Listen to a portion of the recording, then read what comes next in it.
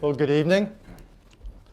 Welcome to the Council on Foreign Relations. I want to echo Ruth's remarks and thank you all for being here.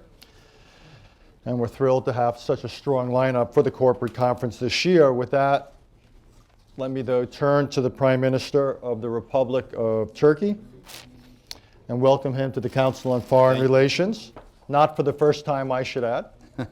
He's been here several times, though previously as Foreign Minister, if I have my facts correct, both in New York and Washington. But thank you again for being with us.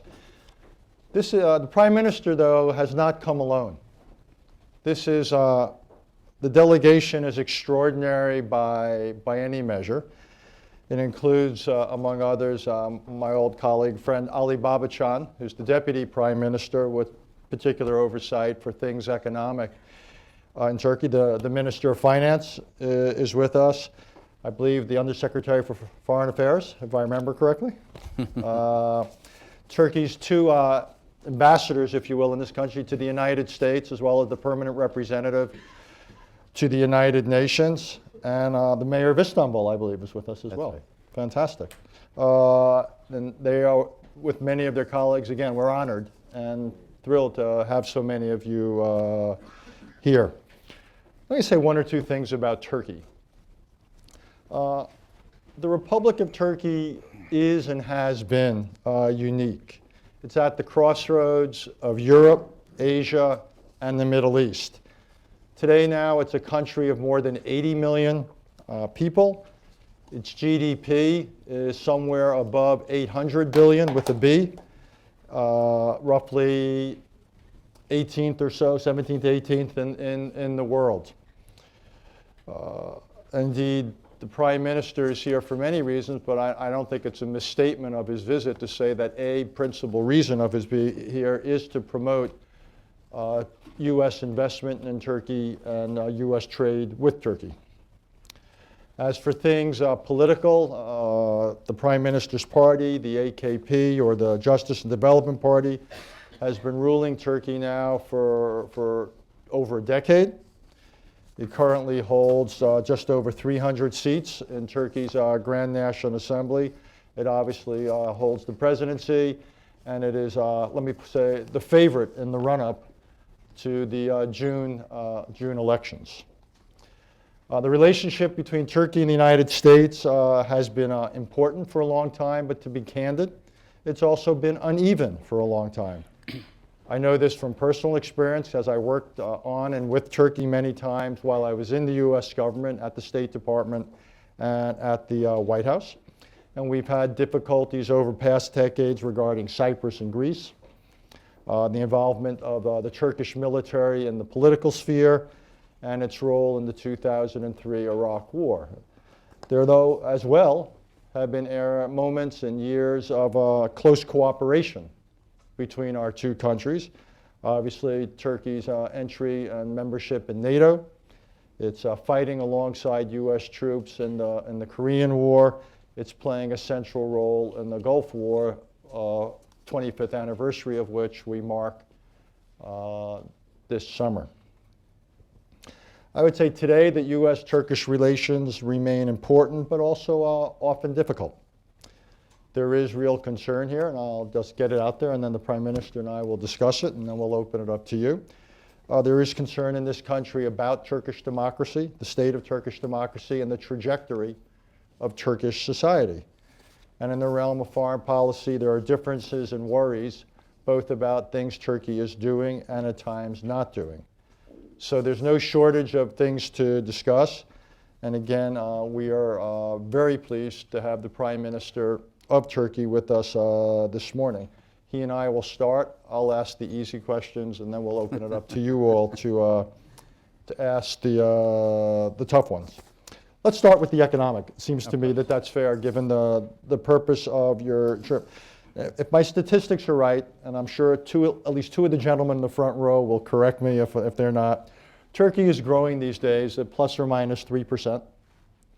The lira has weakened significantly against the dollar, and inflation is now somewhat above the inflation target. I think that's all right. So the first question is really what can and will be done to revive growth, yet avoid runaway inflation?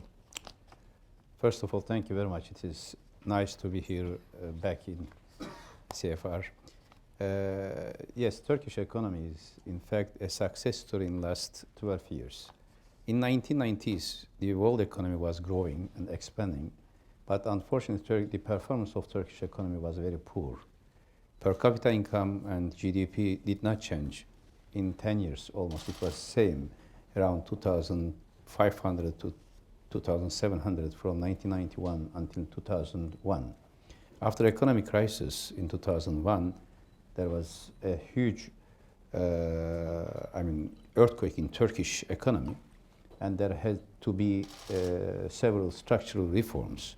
When we came to power, the most negative impact was the absence of self-confidence of the people that Turkey could overcome all these difficulties and create a new approach.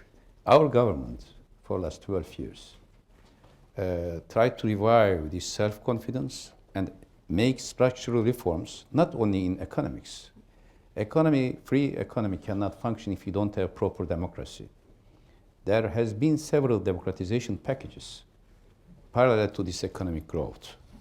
And despite of economic crisis in 2008 and the narrowing of the world economy, Turkish performance in economics was like a miracle. Our GDP was around $240 billion when we came to power. Now it is around $830 billion. Per capita income from 2,500 now around 10,500. And in all statistics, especially in infrastructure, there has been a tremendous change. Like we had only 6,700 something highway network. Now we have 23,000 highway network. Turkish Airlines was a weak airlines in the world. Just some indications. Now Turkish Airlines is the biggest airlines in the world in the sense of destination, number of destination, the biggest airlines in Africa. Now we are building the biggest airport in the world in Istanbul for 150 million passengers per year. This indication is important because if there is no movement of commodity, businessman, economic activity, you cannot have a big airport. For me, the best indication of the economic development, when you land to a city, if there is light and if airport is very busy, it means there is economic dynamism. Recently, last week, I announced another mega project of 3-floor tunnel under the Bosphorus, 2 for cars and 1 for metro, which will be the first ever in the world. 3-floor such a tunnel connecting 2 continents. So in health sector, in agriculture, in tourism, for example, now agriculture-wise, Turkey is 6th biggest agriculture producer in the world, the first in Europe. In tourism, same, 6th biggest touristic destination with 35 million. It was only 12 million when we came to power. And again, one of the first in Europe and surrounding regions. Just to compare these 12 years, we made a real change and transformation of our structural reforms in Turkey, in economic structure, and the statistics are excellent. For example, just fiscal deficit, government deficit, budget deficit. It was 10% in 2002 when we came power. It is now 0.7%, and it will be budget surplus in 2017. Monetary structure is and banking system is very strong. You're not at all worried that your best days, how would we put it, are behind you, that now you've done a lot, you've done phenomenally well, but the concern now is with inflation rising and growth slowing. You're not worried that you've got a structural problem? In fact, the opposite. Now, fiscal discipline is getting better and better every day. Banking sector is very strong despite of economic crisis. No Turkish bank faced difficulty. And inflation is declining, not increasing. It was 9.2% in November, 8.2% in December, 7.2% in January, and now 7.4% or 5%. It's slight increase because of the winter conditions pressure on agriculture. What do we want to achieve now? In early years of our government, we declared targets of 2023, 100th anniversary of our republic. Now, after forming the government, I declared the second paradigmatic shift in Turkish economy. Until now, in last 12 years, we try to have a quantitative change in our economy, and through using idle capacity in industry and infrastructure and investment. Now we want to make a qualitative transformation in economy, meaning that there will be more value-added production, manufacturing, and there will be more R&D, more high technology, and therefore in November we declared 25 areas of transformation for increasing productivity, commercialization of R&D, from transport to logistics, preventing any type of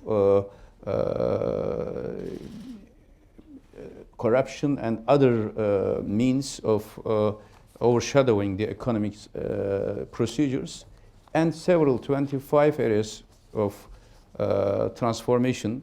But the most important substance of this transformation is, as I said, change the quality of production, high technology, R&D, developing education.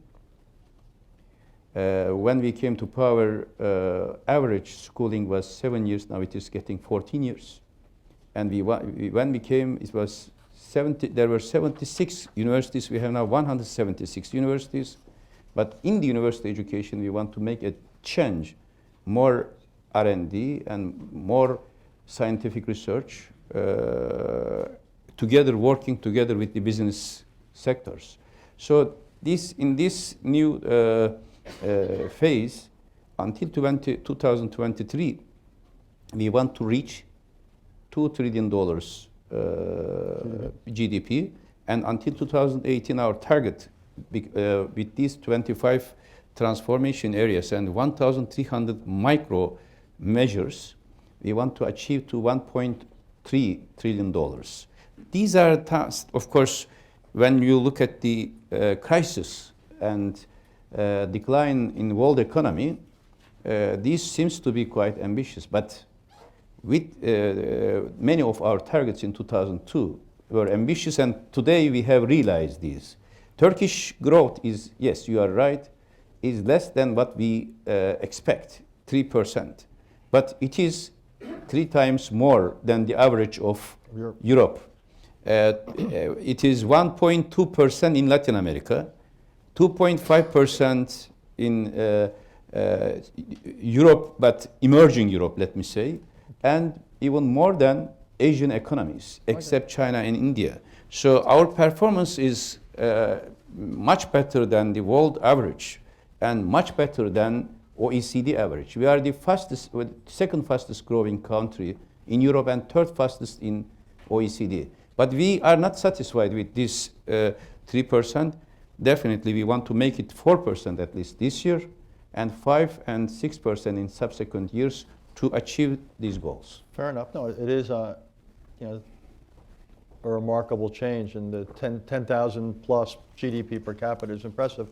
One of the concerns, though, that some people have going forward, I just want to ask one last economic question, is, again, it deals with inflation and the trade-off with growth, and the question of your central bank. And one of the issues that has come up is the independence of the central bank and its ability to keep interest rates at a level that will get the balance between growth and inflation right. And there's been recently, public statements by the president that have questioned central bank policy. What is it you could say that reassure people here that the central bank will be able to manage rates in a way that the currency will stay strong? In fact, in Turkey, central bank has established its role and its relation with the government and executive power. And until now, there has not been any interference, even despite of criticisms in public opinion. Central bank has taken its own decision regarding interest rate. Of course, it is a big challenge for all central banks. In Europe, you know how much Central Bank of Europe was criticized by several authorities, as well in Greece, for example, or other places in Eurozone. In this type of crisis momentum, there will be always some very lively, dynamic discussion how to respond to this crisis.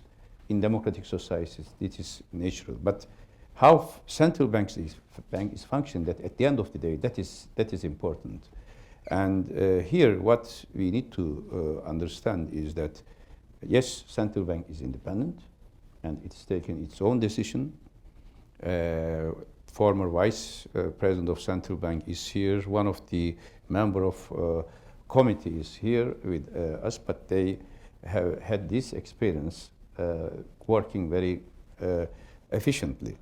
But at the end of the day, the performance of central bank and the performance of monetary policy is part of general economic performance. Central banks do not function in an isolated vacuum. They are functioning and they are using certain instruments which are important for the government policies as well. For example, last year, central bank forecast for inflation was 6%. In May, that was the forecast of central bank. But at the end of the year, it was 9.2%. When we ask why there is this price instability, the argument was that, and it was right argument, that there was drought in Turkey and surrounding regions, and therefore the agriculture prices was higher because of less supply. Yes, it means agricultural policies of government may affect the performance of central bank and vice versa. Central bank decisions may affect the efficiency of government policies. So in all democratic societies, these relations will be fixed by a legal framework, and in that framework, central bank is functioning. There is no need to worry about Turkish institutional setup of economy. Every institution will do its own job within the given parameters. And as in the past, we will be coordinating this, and there are certain mechanisms to coordinate with central bank. Of course, if there is the difference between Turkey and US and Europe is that in Europe there is recession. Therefore, the interest rate is according to that recession. And in Turkey, there is growth is higher. There is an inflationary trend, but we want to have more growth, and for more growth, we want to have less inflation, less interest rate. That is the challenge we need to achieve. I want to get one or two domestic political questions out there before I turn to foreign policy. If I'm not mistaken, you marched in Paris, right, after the Charlie Hebdo. You were part of that. But there's also been questions and debates in Turkey about what the French publication did, and I think one of your own newspapers ran afoul of the law of the authorities when it published one of the cartoons. I guess the question for a lot of Americans that we think about is to get your thinking about, on one hand, how does one respect religion? On the other hand, how does one protect freedom of expression? And what do you see as the balance of that in Turkey?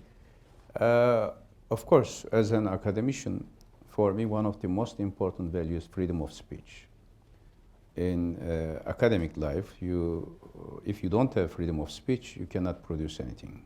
There should not be any limit on freedom of speech and on thinking and free thought. But what I say, speech and thought, not insult. There should be, the best way to make this difference is a self-control. If somebody respects his own religion or his own identity, that somebody should respect to the identity and religion of the other one. This empathy is important. But freedom of speech does not mean freedom of insult. Here we are in a very civilized atmosphere. I am talking, and anybody can criticize me. Anybody can say anything to me. We'll get to that part later. Yeah, I know. Therefore, I am inviting them to criticize. But if somebody insults, it is against the culture of civilized life.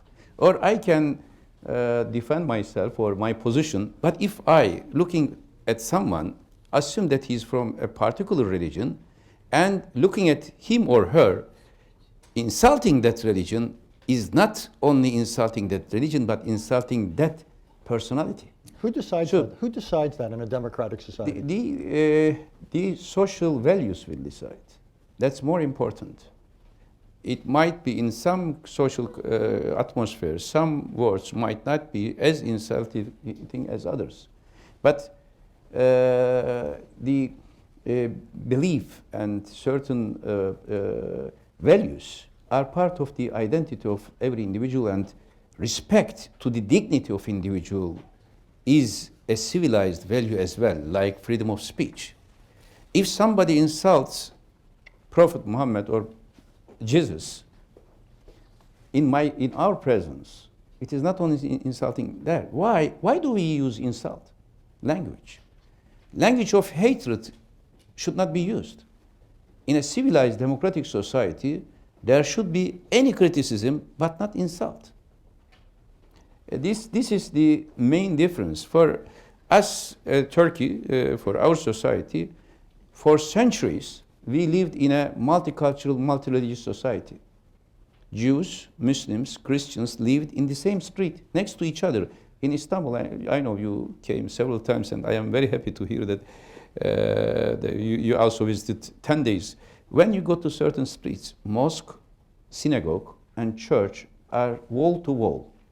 And meaning that those who are going to mosque, they greet Christians and Jews, and those who are going to synagogues, they greet others.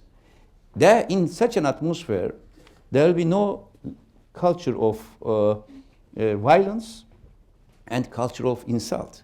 If there is violence today in certain societies, it is because of the absence of a tradition of multiculturalism. And if there is an insult culture, again, that is the absence. I was in Paris defending freedom of speech. But next day, I went to a mosque in Berlin, which was burned by racists in Europe. These are not contradictory.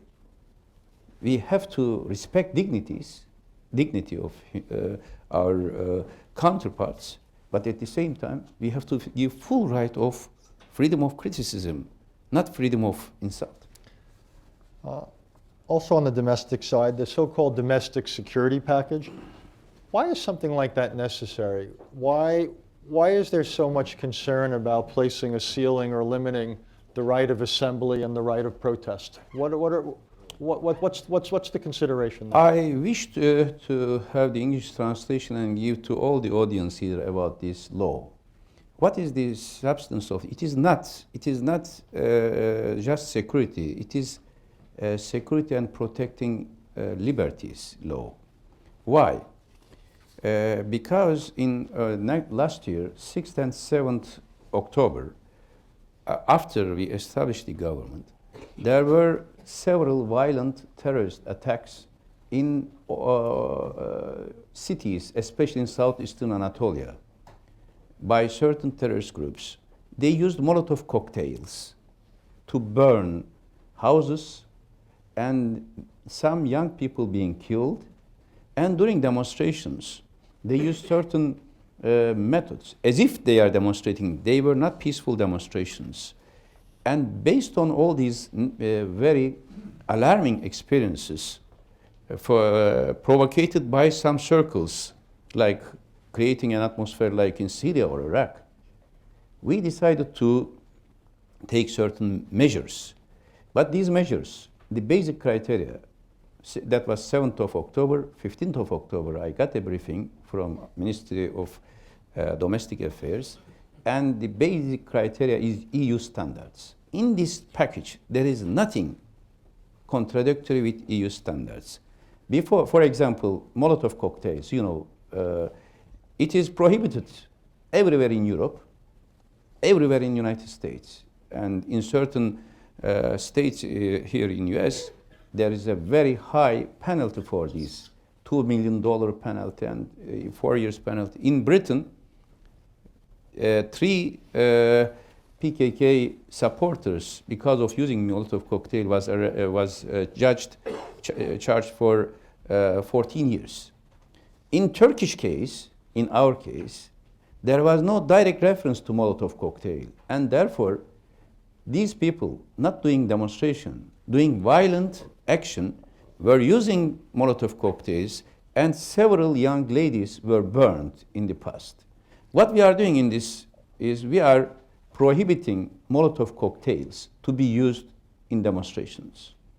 And in order to secure free demonstrations, we said that nobody could cover the face. They are covering the face and attacking the other side. There were several clashes in demonstrations, so-called demonstrations. And this is also according to EU standards. The most discussed item was the police and the legal how many hours you can keep someone. This, according to our existing law, police doesn't have any right to take into custody anyone for the sake of protecting even demonstrators. While in, for example, in France, 24 hours police can take, 48 hours prosecutor can keep him just for investigation. In Britain, it is 36 hours for police. In Turkey, police doesn't have such a right. Now, with this new law, we are giving the same standard of French law, and we give the right in extraordinary situation, in certain cases, when there is a violence in any action, police can take for 24 hours into custody and prosecutor 48 hours. This is the minimum in EU standards. In all other EU countries, that is much higher. In some countries like Spain, I think 48 hours, and 72 hours in some countries. So there is no any single article or item which is contradictory with the European standards. I expect there may be some more questions on things domestic, but it is the Council on Foreign Relations. I'm going to try to get a couple of foreign policy questions Yes. out there. You were famously known for saying that Turkey's foreign policy was based on the idea with no problems with any of your neighbors. But now you're at war with the government of Syria, and you're estranged, I would say, from both Egypt and Israel. What's gone wrong? Yes, we declared zero problems with our neighbors. The important thing is whether you have a counterpart in your neighbor or not. When, for example, regarding Syria, when there was a counterpart, when Bashar Assad was not killing his people, we are not intervening their domestic affairs. But when Bashar Assad started to kill his people and refugees came to Turkey, and when he... How many refugees are now in Turkey? 2 million refugees from Syria and Iraq. You can imagine almost 10% of Syrians now are living in Turkey. And in some Turkish towns like Kilis, the number of Syrians are more than the number of Turks. And in this condition, problem is in Syria, and you don't have someone in Damascus you are able to talk.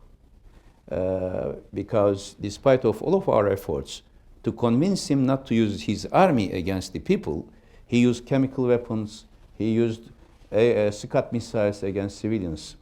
You have problem if you don't have problems with such a person. You have problem with your values if you don't have problem with such a person. So it was not our fault because of this bad relation with Syria, but values, there is always priority of the values. The most important value in politics and social life is human dignity. Having zero problem with neighbors is secondary compared to this basic principle. With Israel, yes, we had excellent, good relations, and I was mediator between Israel and Syria. When Bashar Assad was not killing his people, when Israeli armies were not attacking to Gaza, children of Gaza, we had good relations.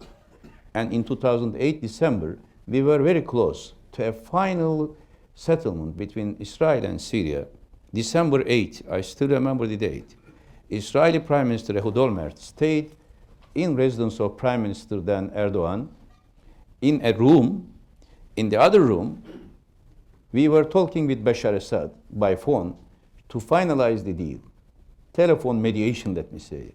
And in 1 week, we were supposed to have a summit, Turkey, Israel, Syria, to finalize the deal. And all the papers were ready, except one word.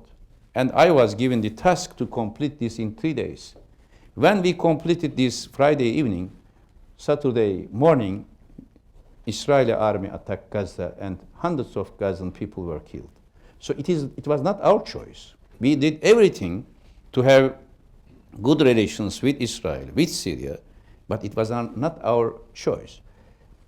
Except that today we have excellent relations with Greece, high-level strategic cooperation council mechanism, with Bulgaria, with Iran balanced, and we don't have any direct problem with them. With Iraq, now we have excellent relations. We had problem with Maliki because of his sectarian policy, but one of the first visits of Prime Minister Abadi was to Turkey. I went to Baghdad, and we have good relations with Russia. We have high-level strategic cooperation with Ukraine. Interestingly, with Russia and Ukraine, we are keeping the same level of good relations. With Azerbaijan, with Georgia, we don't have even ID. We don't need passport to go to Georgia and come. So our policy is still there. But whether we have proper counterpart to implement this policy, it is not our choice. It is given to us, unfortunately. In the list you gave, the fact that you don't have a problem in your relations with Russia is a problem. No. But Turkey is, I mean, the view here is that Turkey is so dependent on Russia for Turkey's imports of natural gas, 60 or whatever percent, that Turkey has been unwilling to isolate Russia for what it has done in Ukraine. Not only Ukraine. First, let me ask, why didn't we isolate Russia because of supporting Assad regime? Why US and others didn't isolate Russia when Russia supported Assad, who killed 300,000 people? Is it because of that those people who were killed were Muslims and Syrians, and those who were killed in Ukraine were Christians and Ukrainians? Is that the difference? If Russia did wrong, we have to be consistent. They did wrong in Syria. What was the response? What was the response? And I am not blaming on one person or two, but there were very high-level contacts between European and American allies with Russia when Russians were supporting Bashar Assad to kill hundreds of thousands of people and to force millions of them to Turkey. We have been telling that we have to be firm in UN to protect civilians in Syria, but in Ukraine as well. Our position is very clear, and President Putin, when he came to Ankara, we have spoken with him in a very clear manner. But you have not supported sanctions against Russia. No, I will come to that point. Our mind was very clear. We told him that Turkish position is clear. We will never compromise from territorial integrity of Ukraine. And we expect respect to Crimean Tatars in Crimea, and we don't want any tension in Black Sea. So this is our national position. But we are not acting in a vacuum, as I said. And we have certain critical cooperation with Russia on energy, for example, and others. Our Ukrainian friends understand very well, and today a Turkish diplomat is in charge of OSCE efforts, a special envoy in Ukraine, and both Ukrainian and Russian side respect Turkish policy and prefer a Turkish diplomat to run this type of mediation effort. We will keep our principal position. Turkish foreign policy is a foreign policy of principle. We don't say we support democracy in New York. We support democracy in Cairo. We support democracy in Damascus. It is easy to preach democracy in Western capitals. It is difficult to say the truth when there was a military coup in Egypt, and this, even taking the risk to lose Turkish interest, it was difficult. But our position was very clear there as well. We respect Egyptian culture, we respect Egyptian history, we respect Egyptian civilization. And today I said in a meeting that Egypt is the backbone, strategic backbone of peace and stability in the region. But for so many years, when democracy was advised to Arab societies, it was a test for all of us. Similarly now, in Ukraine, there should be a democratic process.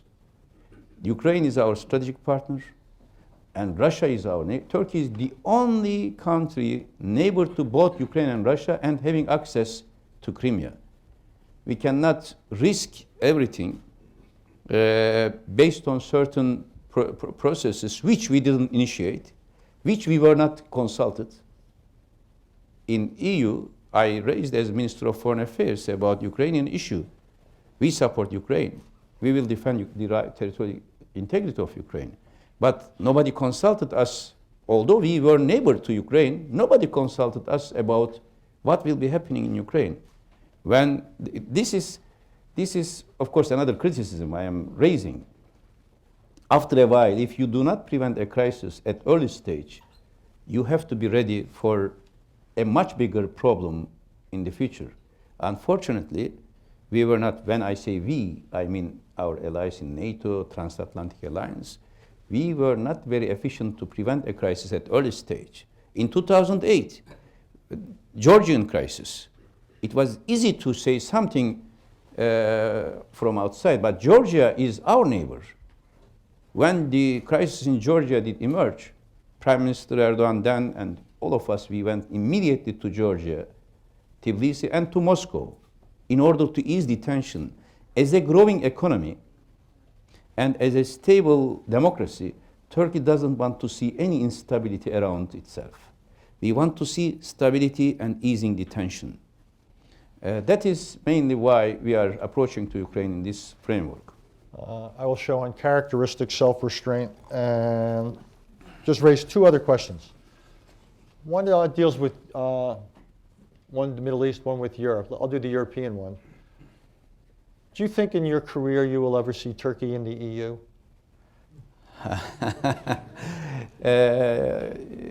Yes, it depends. It depends, of course, the will of two sides. If you ask me, do you want to see Turkey in EU? In EU, yes. But if you ask, do you think that that will happen? I cannot judge on behalf of Europeans who have so many excuses not to accept Turkey. It was interesting. In 2002, I was chief advisor to Prime Minister Erdogan when we participated first EU summit. And then as chief advisor, I negotiated with leading European teams about our procedure. At that time, they were saying, very frankly, sometime behind this scene, that Turkey is too poor, too weak to be member, because if Turkey becomes member, European Union had to subsidize Turkish economy, and Turks will be asking more job. Now, what they are saying is Turkey is too big and too powerful to be a member. Because of this strength, it will be difficult to absorb Turkey. If you have an intention, a good intention, you can find a solution. But if you want to find excuses, you can find hundreds of excuses. Why do you think the Europeans are looking for excuses? Not all Europeans. I was in Portugal before coming here. They are supporting us. In Italy, they are supporting us. Poland, they are supporting. Many Europeans are supporting. But for those who are reluctant, the first is cultural prejudice. Unfortunately, I have to say this. Not economic indicators. Before we were thinking that if we perform well in economics, it will be easy for Turco-skeptics in Europe to accept Turkey. But now we realize whatever we do, it is difficult to change something which is cultural prejudice. Like As if Europe is a Christian continent, Holy Roman Christian continent. This is not true for all Europeans. This is one cultural prejudice we have to fight. And today Turkey is much more, and Turkish people are much more tolerant for other cultures and much more ready to be inclusive and to be in Europe than Pegida movement in Germany or some xenophobic and Islamophobic type of tendencies in Europe. Second is a fear of a rising Turkey, because Turkish economy, Turkish population is dynamic. History doesn't forgive wrong decisions in wrong time. And history doesn't forgive stagnation or being static. If an empire, it happened to the Ottoman Empire, it happened to Roman Empire, it happened to all imperial tradition in the back and all big traditions, if they start to think statically, in a static way, not to receive others, then that state or civilization start to decline.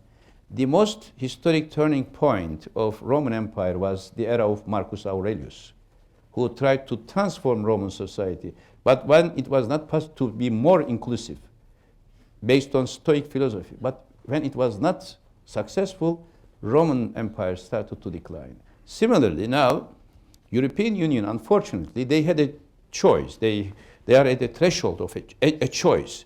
Either they will be static in economic sense, less influential in geopolitical sense, and less dynamic in demographic sense, or they will be more inclusive in cultural sense, more dynamic in economic sense, more relevant in world affairs in geopolitical sense.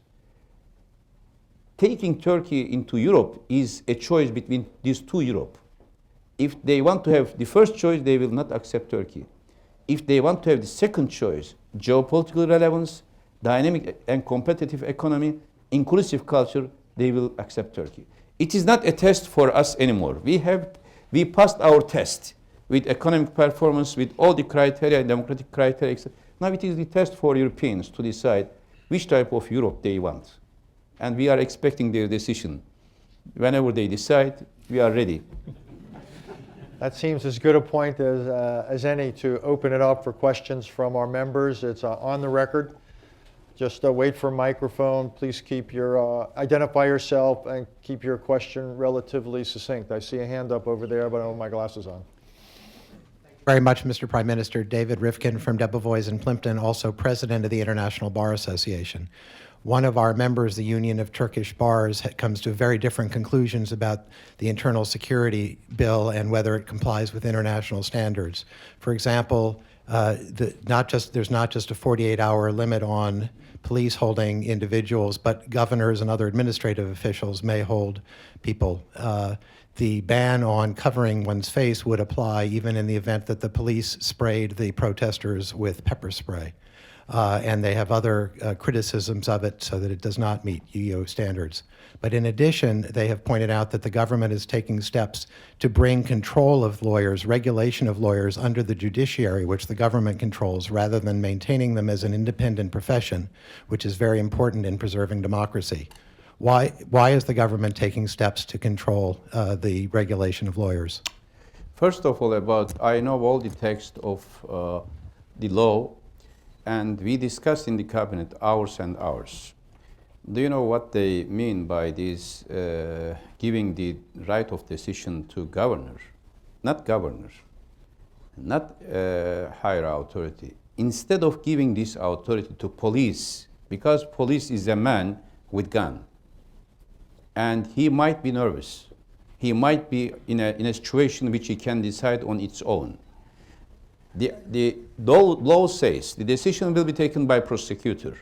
But if it is urgent, like what happened in 6th and 7th October, 4 young men were killed in front of police, were thrown from the building, and police were not able to control the situation.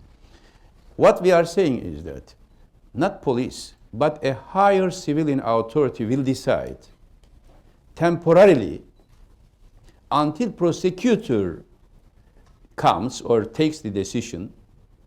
They can take this decision just for 24 hours.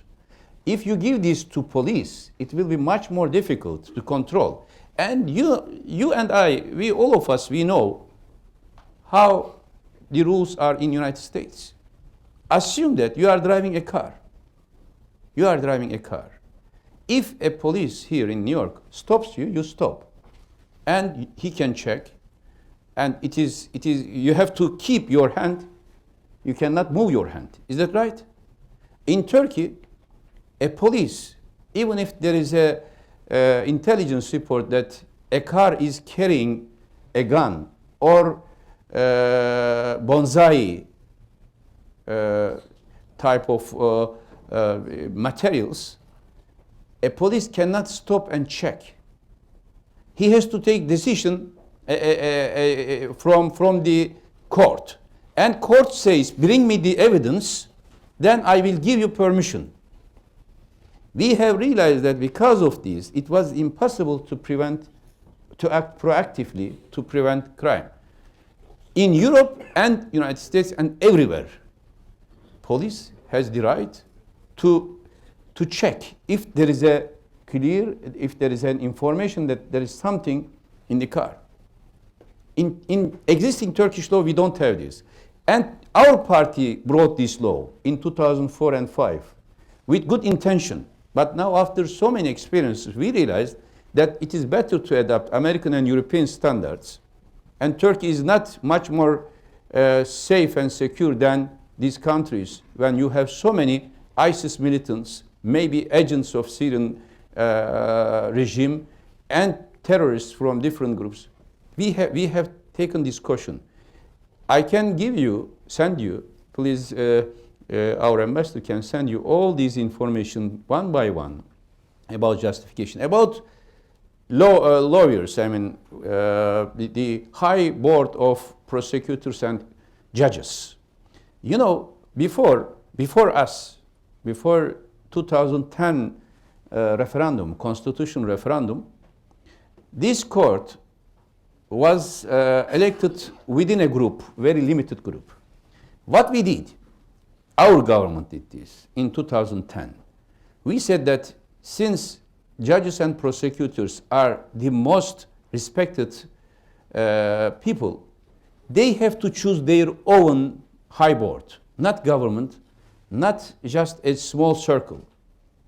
And based on that, today in this high court, there is a high board of prosecutors and judges. They are voting. All judges and prosecutors are voting, and the board has been formed by these.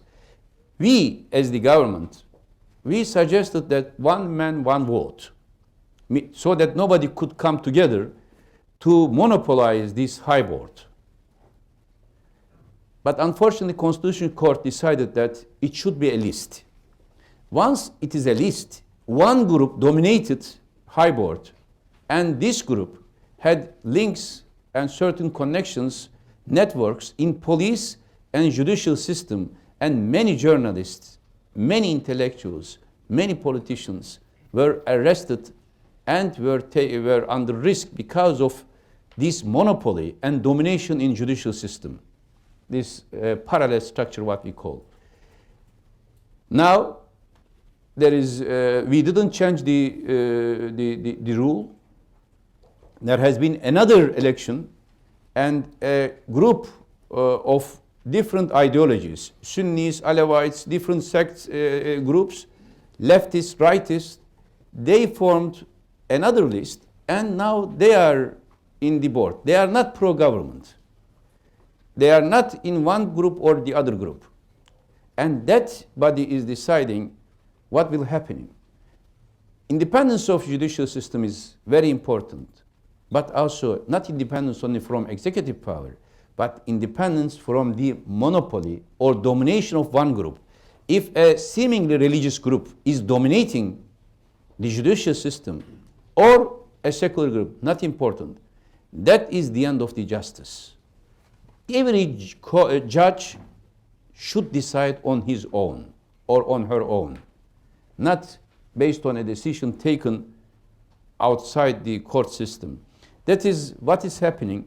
But if you have any suggestion or any other question, we are ready to answer, because I know that there are so many speculations and rumors circulated in United States, in Europe, just to blame on Turkish government. We are ready. I am challenging. We are ready to answer any question, but don't believe what some circles are just circulating without seeing the text itself or without seeing the action itself. Well, we've just had an invitation for more questions, so anything about domestic, foreign policy, or economic policy. I saw a hand there. Yes, sir. Waldeck from Prudential Financial. I'd be interested in the Prime Minister's thoughts on Turkey's policies to combat the threat of ISIS, and under what circumstances Turkey would consider using ground troops to combat ISIS. Can you also, in your answer to that, also add a little bit about what more you could do to stop the flow of recruits from around the world transiting Turkey to beef up ISIS? First of all, let us clarify this group ISIS. How did they emerge? ISIS did come to the picture of Syrian scene in 2013, March. Means after 2 years of Syrian crisis. And in that 2 years, around 200,000 people were killed. So, and millions were already refugees. So there is now, we are very short memory we have. There is an impression now as if Syrian crisis is ISIL crisis. If you eliminate ISIL, there will be no Syrian crisis. This is not true. ISIL did emerge after 2 years of Syrian crisis. Even if you eliminate ISIL today, which we have to do, we have to fight and we have to eliminate, another radical group may emerge with not ISIL but PISIL or IQIL, whatever it is, based on the same, in the same context. Where did they come from? Not from Turkey. Some people are propagating this as if there is a transit to ISIL from Turkey. No. ISIL before was Iraqi Islamic State, IIL, which was formed in 2003 by another Baghdadi linked to Al-Qaeda. And this Baghdadi, the terrorist, leader of this terrorist group, was in Abu Ghraib prison under the control of when US forces are there, and stayed there until after the withdrawal of American troops. And they came from Iraqi territories to Syria. They entered Syria from Iraq. And when they entered, Syrian regime didn't do anything against them. In fact, some of them were released from Syrian prisons because we have intelligence experience. I was mediating between Iraq and Syria in 2009 when Maliki accused Bashar Assad to organize terrorist attacks in Baghdad. Syrian regime had contacts with this group. From 2013 March until 2014 June, until they attacked Mosul, there was no single clash between the Syrian regime and Daesh and the ISIL. ISIL controlled Deir ez-Zor, which was under the control of Free Syrian Army. Then took over Raqqa, which was under the control of Free Syrian Army, moderate opposition. Then Manbij, then Jarablus. How did they control? Because Syrian airstrikes, air forces, bombarded these places, and moderate Syrian forces, Free Syrian Army, had to evacuate, and ISIL came in. So there was a tactical coalition between regime and ISIL. When did this change? When they attacked back to Mosul. Until that time, ISIL was not in the agenda of Iraqi or Syrian regime. Syrian regime especially. Now, there is such a threat. What should be done? We have to do everything to prevent them. There is no other country more threatened than Turkey because of this ISIL. Because we have 1,295 kilometer long Iraq and Syria border, and 60% of this border is under ISIL control. We cannot tolerate this. But what is the method? How will we do it? The method is we have to have a grand integrated strategy for Syria and for Iraq, but especially for Syria. In Syria, the job is more difficult for us because there is no counterpart in Baghdad, in Damascus. In Baghdad, at least we have a counterpart. We can work together. Our Minister of Defense was in Baghdad yesterday and today in Erbil, and we sent 2 full of equipment to airplane to Baghdad. And we are training Peshmerga. Turkish forces are training Peshmerga and also Mosul people in order to liberate Mosul.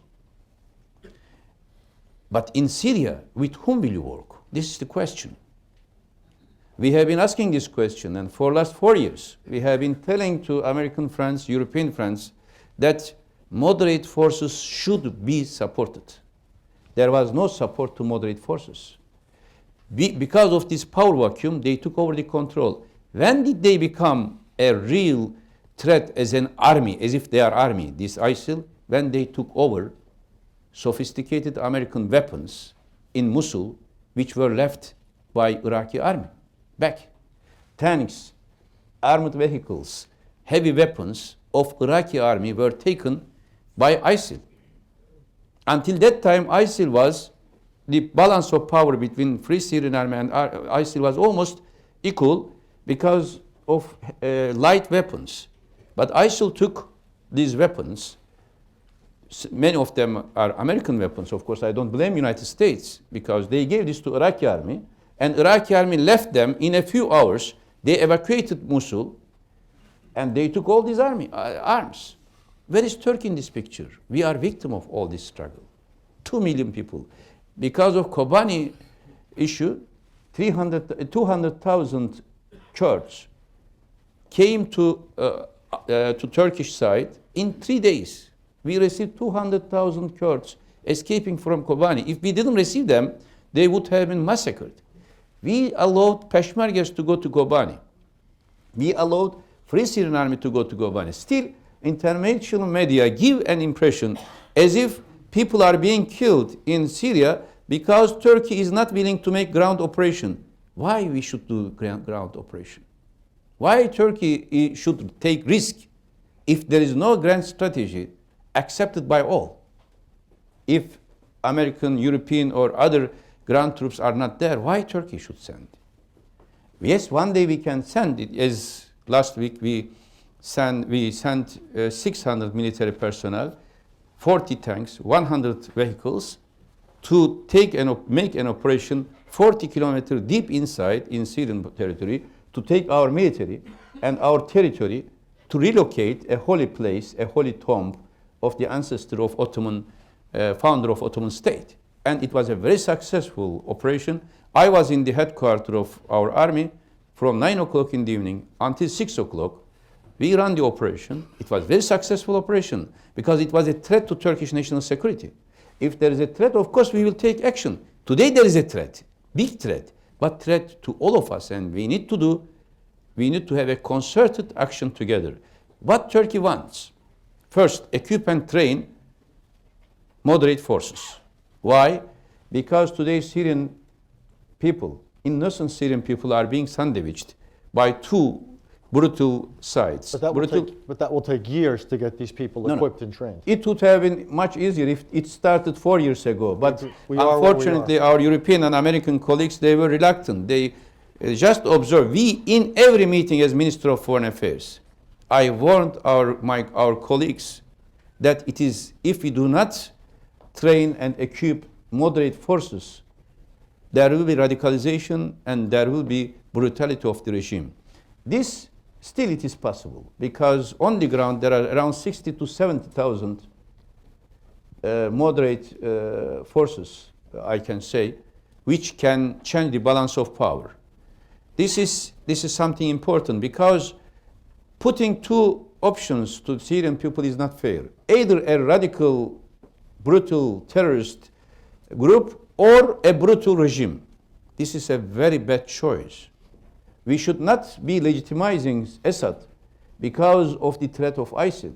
Assad is responsible for all what happened in Syria. Syrian people, we know them very well, they were not radical or they were not Wahhabi or this type of extremist ideology. They are much like Turkish people, more moderate.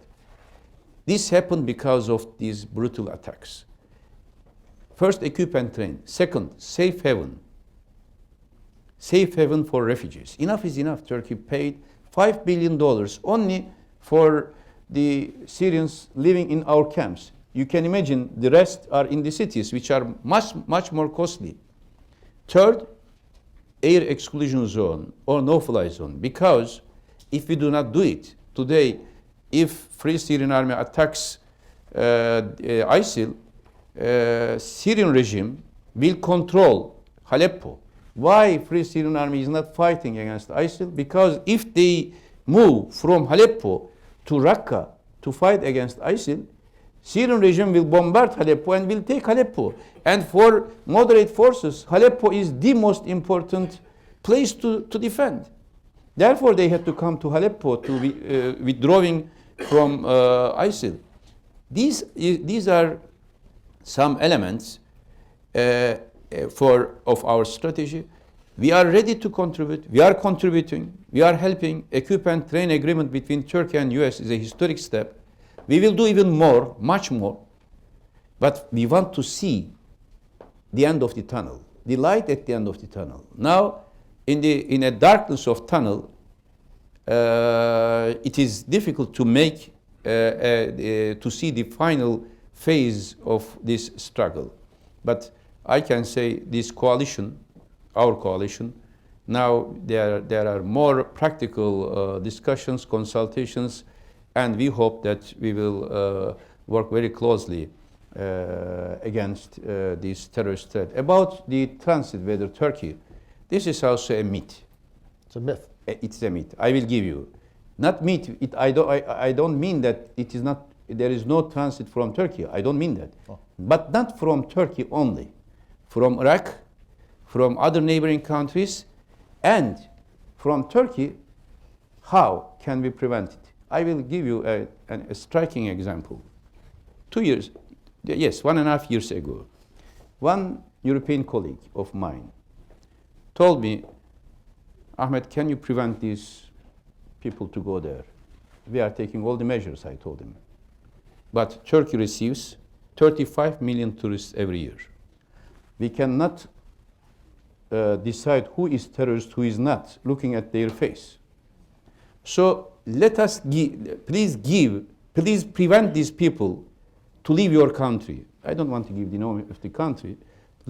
Prevent them to leave the country. He said, but we are a democratic country. We cannot prevent anyone to go outside the country if they didn't commit any crime yet. I said, okay, I understand. Please give us the name of those suspects so that we will not allow them to come in Turkey. He said, how can we give the name of individuals who didn't commit any crime until yet? We are a democratic country. And I told him, we are a democratic country as well. How can we arrest someone coming to Turkey without knowing him or her and without having any intelligence report from you? Then they start to give the names. And in last 1 year, 10,000 people were not allowed to come in Turkey from the airport. When we received the list, we said, okay, we don't accept you to Turkey. And around 2,000 of them were deported after they came in Turkey. 911 kilometer long border. You, American friends and administration, they know very well how it is difficult to protect American-Mexican border. Despite of the fact that there is a Mexican government on the other side, a well-functioning state, it is difficult to prevent stop all illegal migration. 2 million means total population of Atlanta, Chicago, and several American cities. We could do it. Another reason why it is difficult to both sides. Tomorrow we can close all the border and put soldiers everywhere, but then nobody will ask us to receive refugees anymore. Refugees are coming. We cannot check whether they are this group or that group. And this, we implement open door policy based on humanitarian ground. And if you implement open door policy, it is difficult to close all the borders, because in one fighting, hundreds of them are coming towards Turkey. Next day, another hundreds want to go back to Syria when they feel that it is secure. So it is not so easy job, but we are doing everything possible. And we are against foreign fighters, but let me say one another just to compare. Yes, all of us, we are against foreign fighters. But do we do enough against the presence of Hezbollah, who are foreign fighters coming from Lebanon, supporting regime? Do we do enough who come from Iraq, Ashaib al-Haq, supporting regime? Do we do enough that some countries are sending officials to fight in Syria? But when it comes to one side, as if there are only those are the only foreign fighters, this is also misleading. We have to be principle-oriented. Turkey has suffered from terrorism in last 3 decades. We never tolerate any terrorism. Radicalization in Islam, we are against it because our way of Islam is not their way of Islam. Turkish way of Islam is multiculturalist, tolerance, harmonious. And why didn't we have Al-Qaeda in Turkey very strong? We have some small groups maybe. Because Turkish culture is a urban Islam culture. And in that cultural atmosphere, it is difficult to find such a ground. And it is a threat, ideological threat to us, because their presence is against our presence as Islam. It is a security threat to us, but it depends how we will be dealing with them.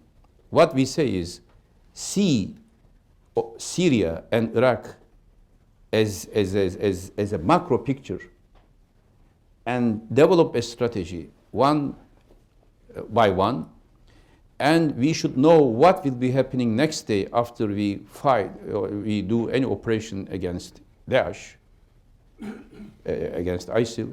Then it will be much easier to consult and to make proper planning.